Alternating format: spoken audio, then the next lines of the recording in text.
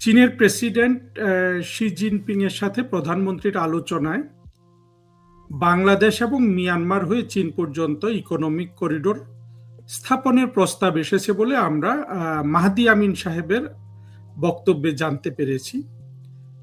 বিষয়টা কিন্তু ইনডাইরেক্টলি যে জয়েন্ট কমিউনিকে প্রকাশিত হয়েছে তার 7 নম্বর অনুচ্ছেদেও এসছে। সেখানে অবশ্য ডাইরেক্টলি এভাবে বলেনি, কিন্তু চীন এবং বাংলাদেশ এবং চীনের সাথে ডাইরেক্ট যোগাযোগ স্থাপন, অর্থনৈতিক যোগাযোগ স্থাপনের কথা বলা হয়েছে। এই ইকোনমিক করিডোর এটা চীনের বেল্ট অ্যান্ড রোড ইনিশিয়েটিভের অংশ হিসাবে চীনের পক্ষ থেকে উত্থাপন করা হয়েছে বলে আমরা ধারণা করতে পারি। কারণ হলো যে যদিও সরাসরি বলা হয় নাই কে প্রস্তাবনাটা উত্থাপন করেছে, ধারণা করা যায় এটা চীনের পক্ষ থেকে উত্থাপন করা হয়েছে।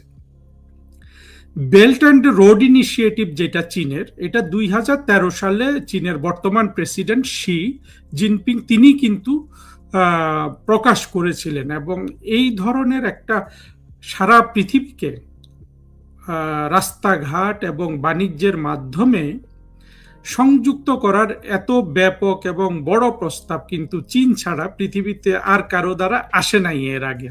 ফলে আমি চীনের এই road belt and road initiative এটাকে আমি মনে করি যে চীনের পক্ষ থেকে প্রেসিডেন্ট শি জিনপিং এর একটা ভিশনারি প্রস্তাব। এটার আওতায় চীন অনেক কাজ করতে চায় এবং এর বিরুদ্ধে অনেক ধরনের বাধা বিপত্তি আছে। আবার সাধারণত যেসব রাষ্ট্র ভূরাজনীতিতে জড়িত হতে চায় না, যেসব রাষ্ট্র মানুষের কল্যাণ চায়, অর্থনৈতিক উন্নতি চায়, বাণিজ্যের উন্নতি চায়, তাদের কাছে এটা আমি মনে করি যে একটা ইতিবাচক প্রস্তাব এবং সবারই এটা গ্রহণ করা উচিত।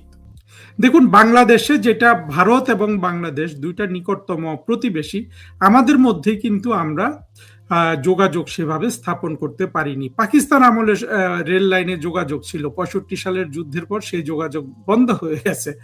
পরবর্তীতে 71 সালে 72 সালে বাংলাদেশ স্বাধীন হওয়ার পর থেকে আমরা এখন বুঝতে পারি পেছনের দিকে তাকিয়ে, আগে বুঝতাম না, বাংলাদেশের 71-এর পরাজিত শক্তি একেবারে প্রথম দিন থেকে, অর্থাৎ 1971 সালের 16 ডিসেম্বর থেকে, 16 ডিসেম্বরকে কিন্তু জঙ্গিরা বিজয় দিবস মানে না, তখন থেকে তারা চিন্তা ভাবনা শুরু করেছে কিভাবে ভারতের সাথে বাংলাদেশের আপনার সংঘাত লাগিয়ে রাখা যায়। সেই সংঘাতের পথ ধরে যেতে যেতে যেতে যেতে 2024 সালে এই স্বাধীনতা বিরোধীরা প্রথম সুযোগ পেয়ে যায় মুক্তিযুদ্ধের পক্ষের শক্তিকে ক্ষমতা থেকে সরিয়ে তারা যেই মানুষের মনস্তত্ত্বে হানা দিয়েছিল সেটার সার্থকতা তারা আদায় করে। এবং এদের কাছে জিনিসটা হলো যে বাংলাদেশের মধ্য দিয়ে ভারতের কোনো মালপত্র পরিবহন হয়, সেটাকে তারা সাথে সাথে বলবে যে ভারত এখান দিয়ে সামরিক বাহিনী নিয়ে যাচ্ছে। এইসব সামরিক বাহিনী নিয়ে চীনকে ভারত রক্তচক্ষু দেখাচ্ছে এবং তার 7 সিস্টার্সে সামরিক বাহিনীর রসদ পরিবহন করছে, যদি আপনার ধরেন চাল আটা গমও যদি নেওয়া হয়। এইভাবে তারা জিনিসটাকে বর্ণনা করে। বাংলাদেশের প্রধানমন্ত্রী শেখ হাসিনা একেবারে দস্তুর মতো নিজের রাস্তাঘাটের মতো ভারতের রাস্তাঘাটকে তিনি ব্যবহার করতেন ট্রান্সশিপমেন্টের জন্য,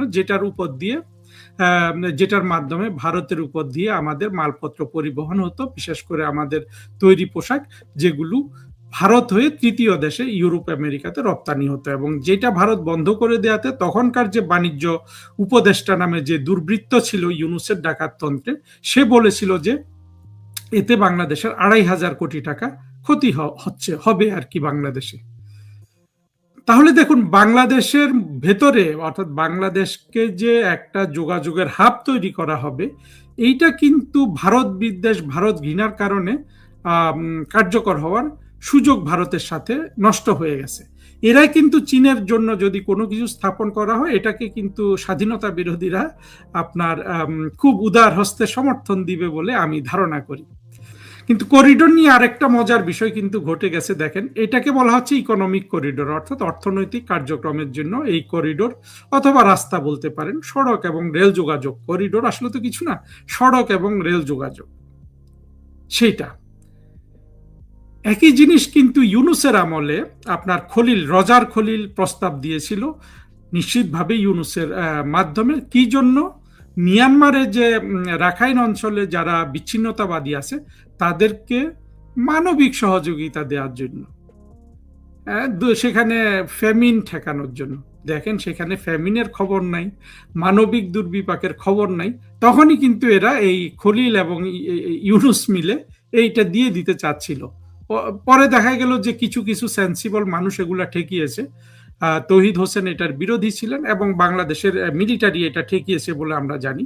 বাংলাদেশের মিলিটারিকে আমরা মনে করি যে, অনেকে বলে যে তাদের বুদ্ধি হাঁটুতে থাকলে কিন্তু তারা বাধা দিত না। তারা দেখতে পাচ্ছিল যে এইটা দিলে তারা সরাসরি চীনের, এবং কারণ এই করিডোর তো মার্কিন যুক্তরাষ্ট্র ব্যবহার করবে তাদের উদ্দেশ্যে গঠন করার জন্য, ইউনূস এবং তার চেলা রজার খলিল কিন্তু উঠে পড়ে লেগেছিল। তো এইরকম জিনিস যদি মার্কিন যুক্তরাষ্ট্র ব্যবহার করে, তারা সরাসরি চীন এবং ভারতের সামরিক হুমকির সম্মুখীন হওয়ার একটা সম্ভাবনা ছিল। এই জন্য কিন্তু ওয়াকার বাহিনী ওটার বিরোধিতা করেছিল। কিন্তু স্বার্থপরতা দেখেন ইউনূসের এবং রজারের, যে ফ্যামিন ঠেকানোর জন্য এটা করা, জাতিসংঘ এটাতে জড়িত হবে, ফ্যামিনের খবর নাই, তারপরে কোনো ধরনের বড় হতাহতের খবর নাই, তারা কিন্তু মানবিক করিডোর দিয়ে দিতে চেয়েছিল। এবং বাংলাদেশের অর্ধ জঙ্গি, অর্ধ উন্মাদ শাহাদুজ্জামান, তাজ হাসমি, এগুলো কিন্তু এটার পেছনে, তাজ হাসমির কথা আমি বলতে পারবো না, তাজ হাসমি অবশ্য শাহাদুজ্জামানের চেয়ে উন্নততর উন্মাদনার দিক থেকে, অর্থাৎ তাজ হাসমি কিছুটা বেশি শিক্ষিত এই অর্ধ উন্মাদ শাহাদুজ্জামানের চেয়ে। আদারওয়াইজ তারা কিন্তু বন্ধু, কলিগ এইভাবে পরিচয় দেয়, নিজেরা আবার টক শো করে। শাহাদুজ্জামান এটার খুব বড় কি বলে, সে এটার প্রমোটার ছিল। যাই হোক, এটা হয় নাই তৌহিদ হোসেনদের মতো মানুষের কারণে, এবং বাংলাদেশের ওয়াকার বাহিনীর তারা ভয় পেয়ে গিয়েছিল, এটা করেনি।